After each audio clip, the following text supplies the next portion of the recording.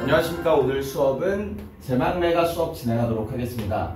제막매가의 갈래는 향가라고 하는데, 이 갈래인 향가는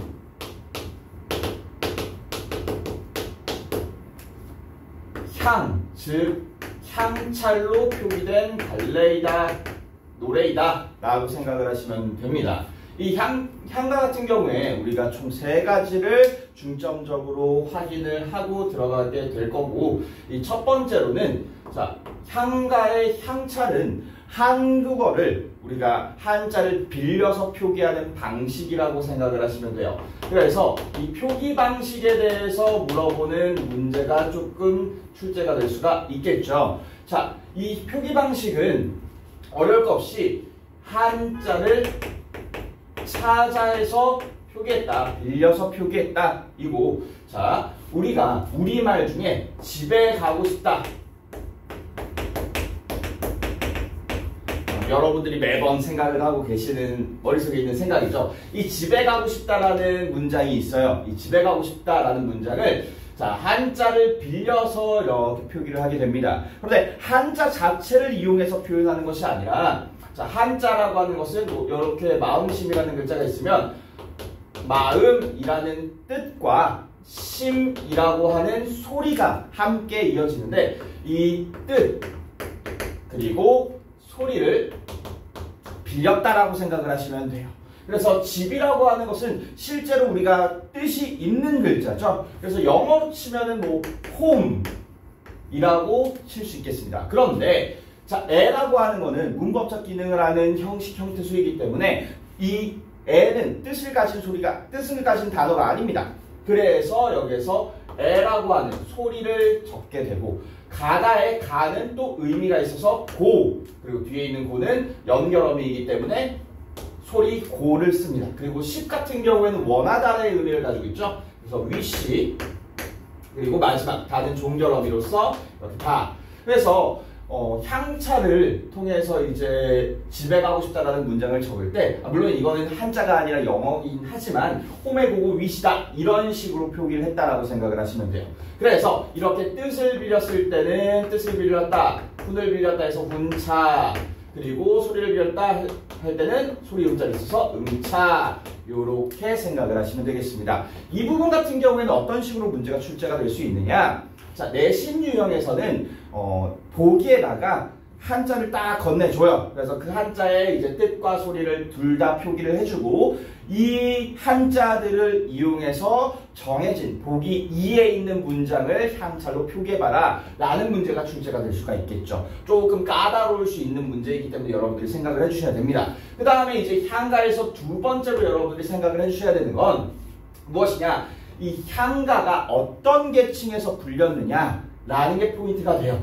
자, 이 부분은 이제 내용일치 문제보다는 표현 방식 문제 혹은 갈래 구성 특징 문제로 이제 출제가 될 수가 있는데, 자, 일단 향찰이라고 하는 걸 누가 만들었느냐, 신라시대 때 스님인 설총이라는 사람이 만들었어요. 그 설총이라는 사람이 왜 만들었냐, 혼자서 불경 공부하고 있으니까 억울한 거야. 그래서 너도 한번 당해봐라 하면서 우리가 산스크리트어라고 하는 이제 인도의 범어 이런 것들을 이렇게 우리말로 번역을 해서 이렇게 향찰로 표기를 하고 그 다음에 이제 배부를 했던 겁니다.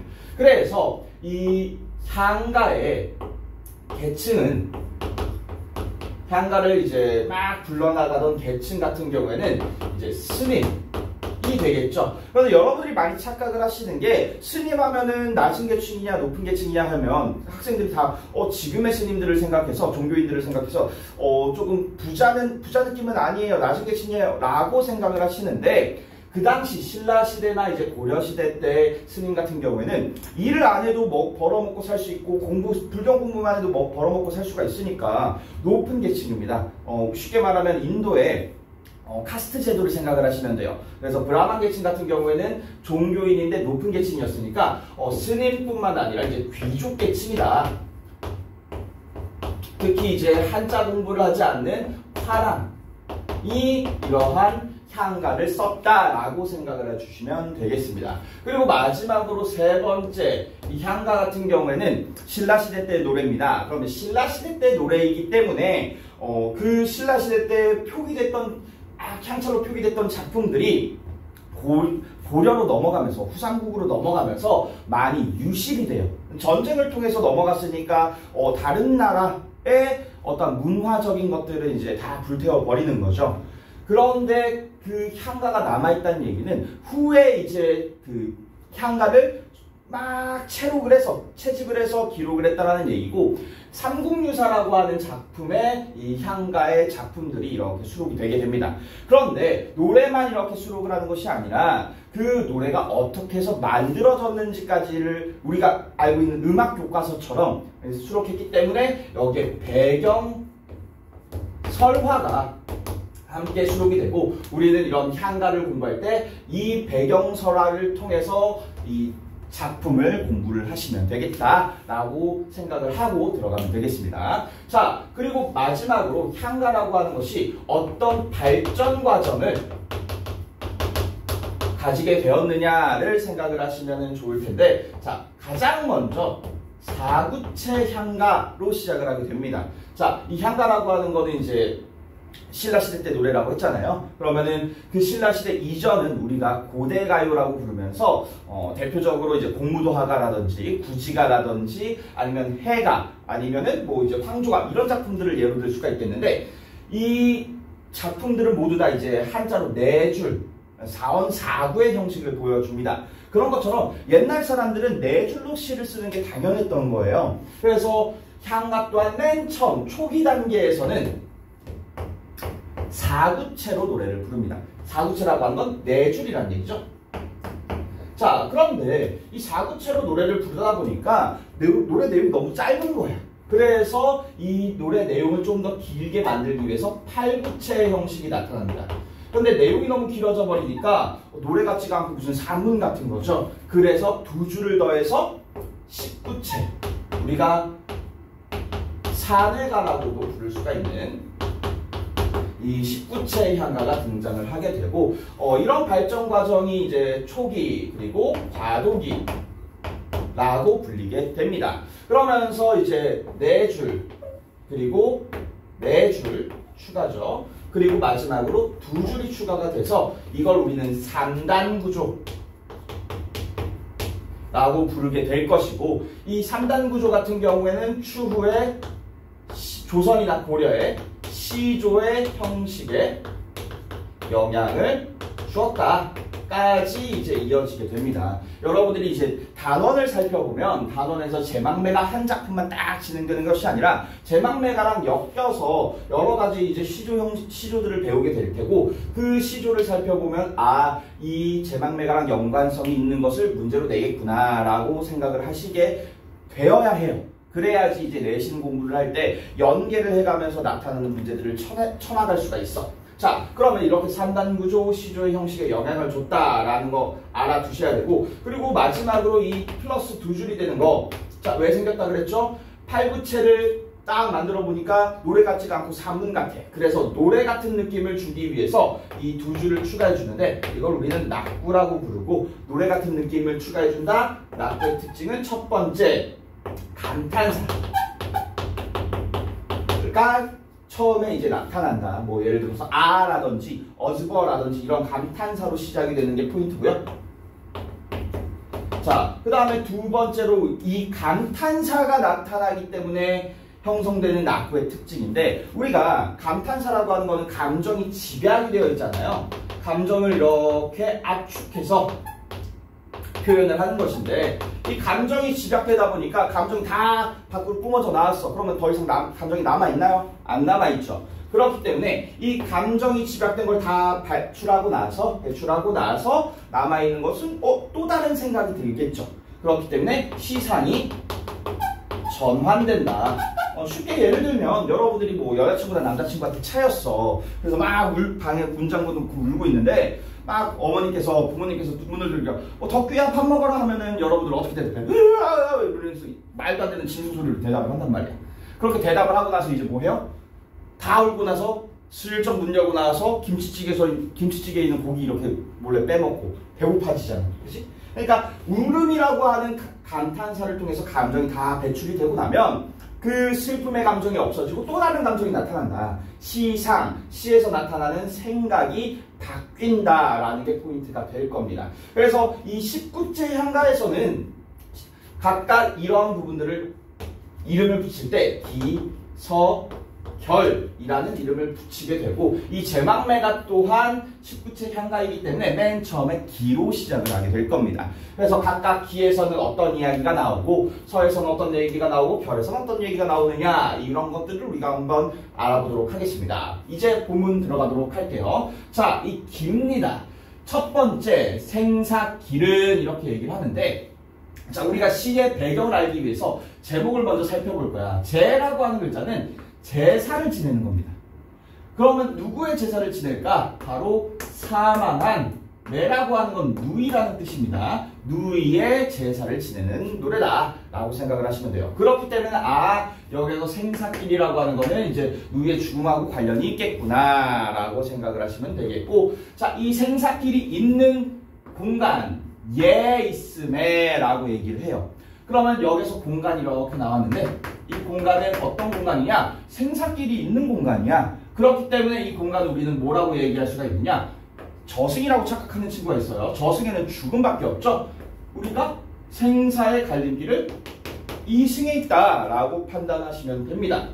그러면서 이 이승의 생사길이 있기 때문에 머뭇거린다라고 얘기를 해요. 그럼 이 머뭇거림이라고 하는 건 우리가 이제 두려움의 감정이다.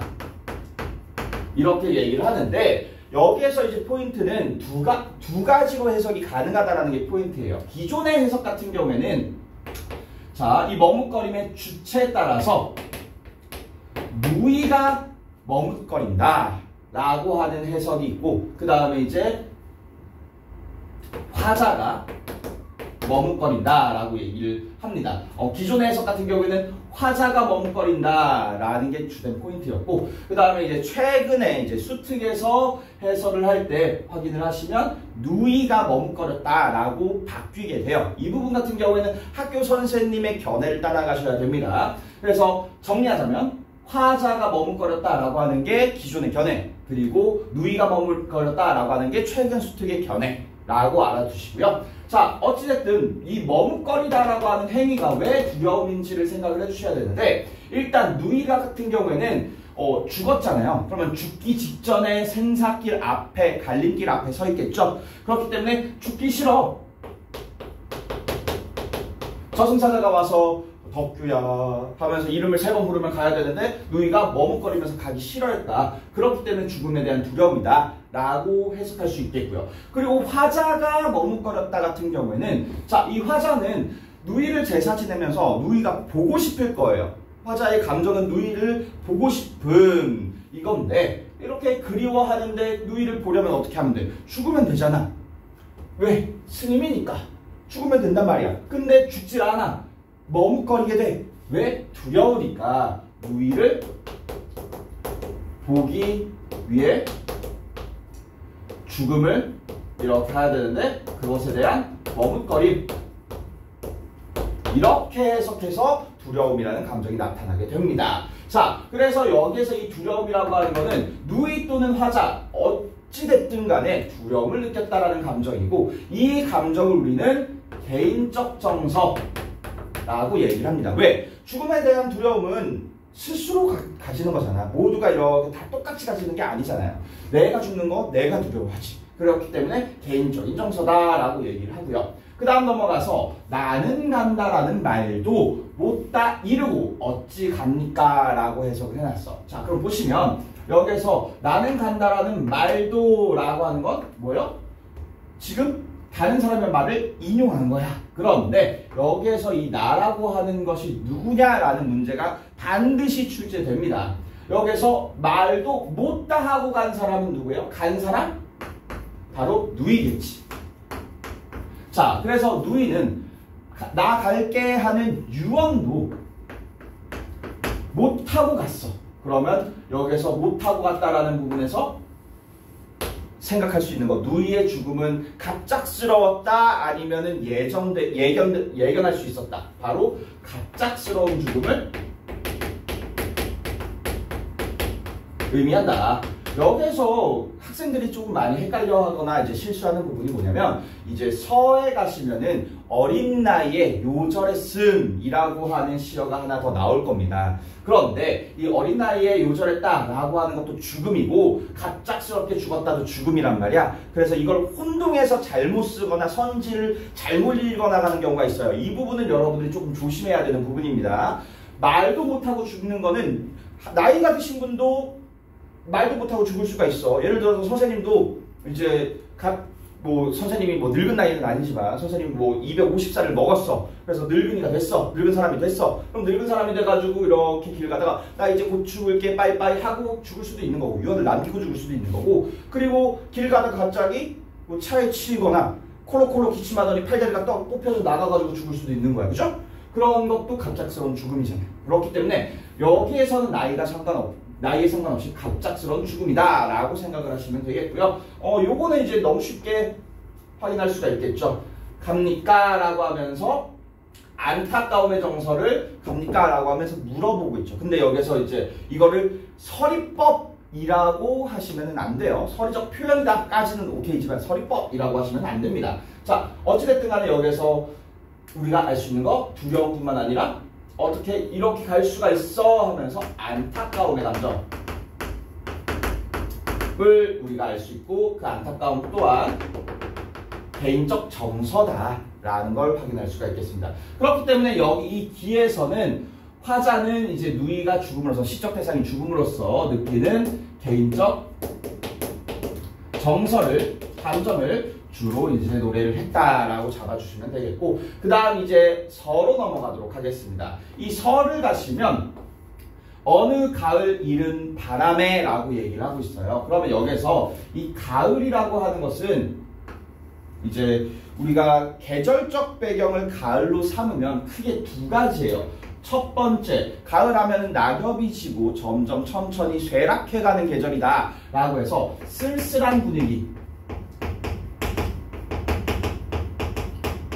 를 나타낸다라고 얘기할 수 있겠고요. 그 다음에 두 번째로, 가을 하면은 여러분들이 제일 기다리는 게 있죠. 제일 기다리는 거, 딱 이제 한 10월 때쯤에 나타나는 거, 9월 때쯤에 나타나는 거 뭐예요? 추석이죠. 그렇기 때문에 추석과 같은, 우리가 추석 때, 왜 이걸 추석을 영어로 하면 땡스기빙 데이잖아. 그러니까 여기서 추석이라고 하는 건 추수를 통해서 풍요롭다. 자, 그럼 여기서 우리가 조금 생각을 해볼 수 있는 건, 지금 누이가 죽었는데 쓸쓸한 분위기를 얘기할까, 풍요로운 분위기를 얘기할까? 당연히 쓸쓸한 분위기겠죠. 그래서 이 가을이라고 하는 건 쓸쓸한 분위기를 나타낸다 라고 얘기를 할 수가 있고, 그 다음에 이제 이른 바람에 이해저에 떨어질 잎처럼 이렇게 얘기하는데, 여러분들이 이제 본문이 이렇게 나온다면 잎갓 뭐 이런 식으로 나오게 될 겁니다. 자, 떨어질 잎이라고 하는 건, 여기서 잎은 보조관념이죠. 왜? 뭐뭐처럼이라고 하는 직유법이 쓰였으니까. 그러면 원관념은 뭐냐? 원관념은 누이겠죠. 왜? 떨어졌으니까. 죽음을 의미하는 것이. 근데 죽음은 죽음인데 어떤 죽음이야? 이른 바람으로 인해서 나타나는 죽음이야. 그렇기 때문에 이 죽음은 어떤 죽음이다? 젊은 나이에 요절하는 죽음이다 라고 생각을 하시면 되겠습니다. 그래서 여기까지 해서 이제 이른 바람, 죽음의 원인 되겠죠. 이른 바람으로 인해서 젊은 나이에 요절한 누이를 의미하게 되는 거고, 그런 누이의 모습을 보면 이 한 가지에 태어났다 라고 얘기를 해요. 그러면 이 한 가지는 동일한 부모에서 태어났다. 자, 그렇기 때문에 태어난다라고 하는 건 우리가 잘 알고 있어요. 이 사람이 언제 태어났는지, 어디서 태어났는지는 잘 알아. 하지만 가는 곳은 모르는 적, 가는 곳은 어떻다? 모른다. 자, 이렇게 이제 대립을 하면서, 자, 태어난 것은 알지만 가는 곳은 모른다라고 얘기를 해요. 언제 가는지, 어디로 가는지, 어떻게 가는지는 잘 몰라. 즉 죽음에 대한 이야기를 하고 있습니다. 그러면 결국에 지금 if이라고 하는 소재를 직유로 사용했으니까 밑에서도 뭐가 되는 거야? 한 가지라고 하는 소재와 자, 난다라고 하는 시어들을 통해서 은유를 통해서 이제 나타내고 있다. 그리고 하나 더 우리가 생각을 해볼 수 있는 건 가는 곳을 모른다라고 하는 건 언제 갈지 모른다. 우리가 지금 당장 이제 갑자기 선생님도 영상 촬영하다가 갑자기 죽을 수도 있는 거고 여러분들도 뭐 갑자기 죽을 수도 있는 거잖아. 그런 것처럼 이렇게 인생이라고 하는 것이 순식간에 죽음으로 이렇게 향해 갈 수가 있다. 즉 인생이라고 하는 것을 무상하게 생각한다. 인생무상의 감정을 노래를 하고 있다라고 생각을 하시면 되겠습니다. 자, 그래서 인생무상이라고 하는 키워드가 나오면 여러분들은 뭘 떠올려야 되느냐? 내신 유형이기 때문에 이것과 연관된 사자성어들을 여러분들이 조금 체크를 해주셔야 돼요. 그래서 이것과 연관된 사자성어, 뭐 일장추몽 혹은 장주지몽 아니면 호접지몽 이러한 것들이 쭉 이제 나타나게 됩니다. 그래서 이 화자가 지금 느끼고 있는 거는 이렇게 갑자기 죽는다고 하고 인생이라고 하는 건 너무나도 허무한 것이구나 라는 생각을 하고 있어. 그래서 여기서 나타나는 정서는 무상감,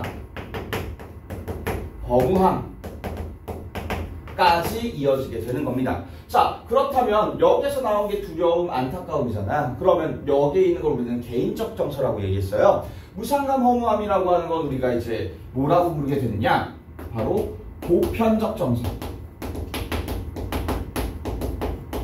라고 얘기를 하게 됩니다. 이런 보편적 정서라고 하게 되는 이야기는 왜 그런 거냐? 지금 두려움과 안타까움은 개인에게 국한된 거예요. 예를 들어서 그래 이런 거야. 자, 만약에 뭐 선생님의 와이프가 죽었어. 그럼 와이프가 죽어서 슬퍼하겠지. 그러면 와이프의 죽음으로 인해서 파생된 슬픔이란 감정은 송용창 개인의 것이에요. 그죠? 왜? 만약에 와이프가 죽어서 난 그것 때문에 너무 슬퍼라고 하는 건데 선생님 친구가 나도 그래, 나도 와이프가 죽어서 슬퍼. 이건 이상하잖아. 그죠?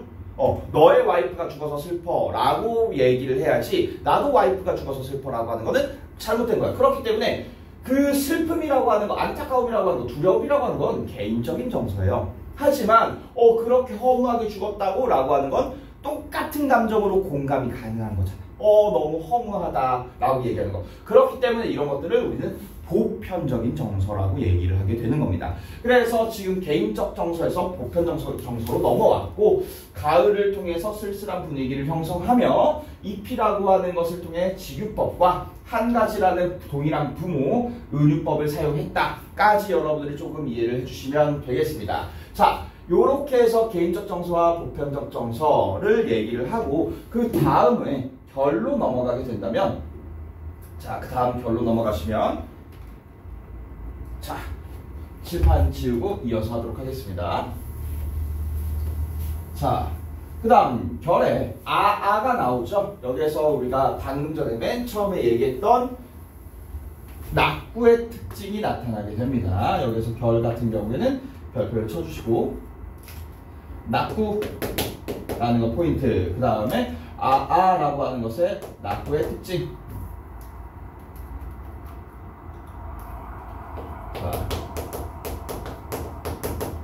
자, 해서 이 낙구의 특징 중에 감탄사가 나오면 시상이 집약된다고 했죠. 감정이 집약된다.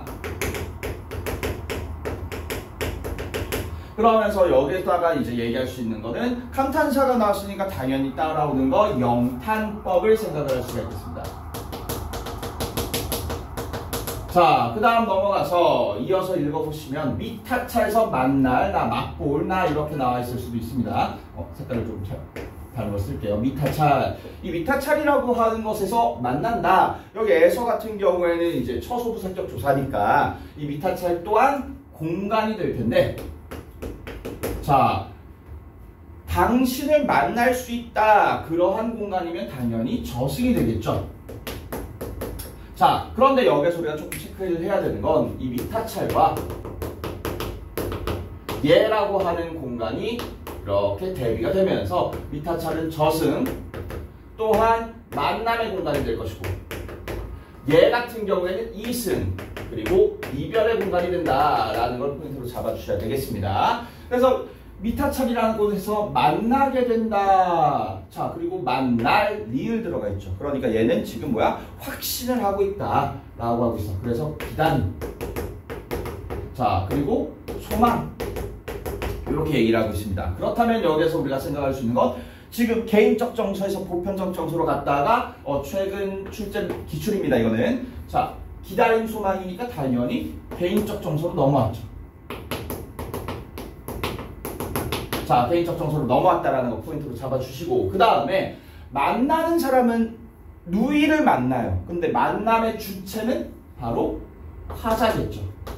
그래서 항상 강조하는 것이지만 시어가 동일하다고 하더라도 그 맥락에 따라서 의미가 달라지는 경우가 생겨요. 물론 이제 작품마다 동일한 시어인데 다른 의미를 가진 경우가 보통이지만 같은 시에서도 시어의 의미가 변화하는 경우가 있단 말이야. 대표적으로 어떤 경우가 있느냐. 뭐 밤이라고 하는 소재가 동짓달 기나긴 밤 했었을 때는 이미 없어서 외로운 시간.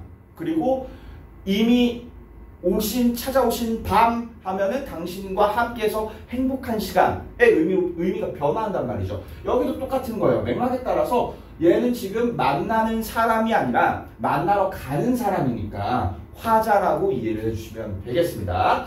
이렇게 해서 이제 당신을 미타찰에서 만날 것이다. 근데 미타찰에서 만나려면 어떻게 해야 된다? 돌을 닦아가면서 기다려야 한다. 즉 돌을 닦는다라고 하는 거 여기서 화자는 우리가 아까 향가라고 하는 작품은 스님이 쓴다 그랬었잖아요. 화자는 월명사라는 스님이었기 때문에 종교적인 내용이 나오게 되는 거고 이 종교적으로 이 아까 전에 나왔던 슬픔, 안타까움, 그리고 무상함 이런 것들을 승화시켰다라고 얘기할 수가 있겠습니다. 결국 기서에서 나타난 개인적 정서나 보편적 정서를 종교적으로 승화시키면서 돌을 닦아 기다리면서 나는 소망, 희망을 가지겠다라는 얘기가 되는 거고 자, 이 종교적이라고 하는 부분이 스님이었기 때문에 불교적이다 라는 성격이 나타나게 되는데 이 불교적 같은 경우에는 보통 어떤 이야기를 많이 쓰게 되느냐 윤회에 대한 이야기를 많이 써요. 그래서 이 윤회 같은 경우에는 크게 두 가지입니다. 만나면 반드시 헤어짐이 있고 헤어짐이 있으면 반드시 만남이 있다. 만남 다음 헤어짐 그리고 헤어진 다음 만남 이렇게 얘기를 해요. 그래서 이것이 돌고 돈다 라는 형식으로 문학적으로 나타내게 되는데 자, 이런 윤회에 대한 이야기가 단순히 이제 제방매가에서만 나타나는 것이 아니라 추후에 이제 여러분들이 고등학교 2학년이나 아니면 이제 추후 수트를 보게 되면은 한용운이라는 시인을 만나게 돼요. 이 한용운의 임의치묵 에서 나타나게 되고 이런 식으로 만나고 헤어지고 만남이라고 하는 걸 네 글자로 이렇게 정리를 할 수가 있는데 자, 그리고 나서 만나게 되는 것을 뭐라고 얘기하게 되느냐 거자, 필, 반이라고 얘기를 하게 됩니다. 여기서 거자라고 하는 건 갈 것자를 써서 간 사람은 필, 반드시죠. 반대로 돌아오게 된다. 자, 간 사람이 반드시 돌아온다. 헤어졌다. 간 사람이 반대로 만나게 된다 라는 얘기가 되는 거고요. 그 다음에 이제 만난 사람은 반드시 헤어지게 된다 라고 하는 건 회자, 정리. 자, 이것도 외우실 때는 모일 회자를 써서 모인 사람, 만난 사람은 반드시 이제 그 사람하고 정리를 해야 된다 라고 외워주시면 되겠습니다. 그래서 여기까지 해서 제망매가라는 작품을 우리가 한번 알아봤고요. 정리해야 될 것은 향가에 대한 것들이 어떤 내용들이 쭉 이어지느냐 그리고 각각의 배경 설화 속에서 누이가 죽었을 때 제사를 지내면서 이 사람이 그 슬픔을 종교적으로 어떻게 승화했느냐 그리고 표현까지를 여러분들이 조금 포인트로 잡아주고 암기를 해놓으시면 되겠습니다. 자, 오늘 여기까지 하도록 할게요.